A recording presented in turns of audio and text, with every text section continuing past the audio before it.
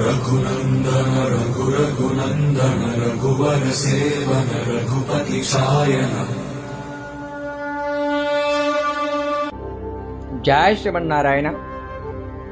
ఈ అభయాంజనేయ స్వామి వారి ఆలయము ఎంఆర్ఓ ఆఫీస్ ముందు ఉంటుంది సిద్దిపేటలో.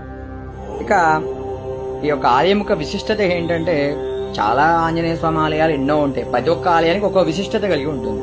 ఇక మా ఆలయం యొక్క విశిష్టత ఏంటంటే, ఒక్కసారి భక్తుడు ఆలయానికి వచ్చాడంటే మరలా ఆలయానికి వచ్చేలా చేస్తాడు ఆంజనేయ స్వామి.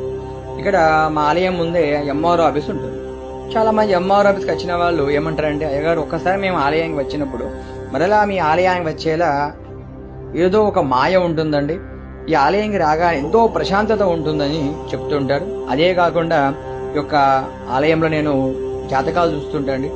జాతకాలు చూసినప్పుడు చాలా మందికి పూజాధికాలు జరిపిస్తుంటాడు.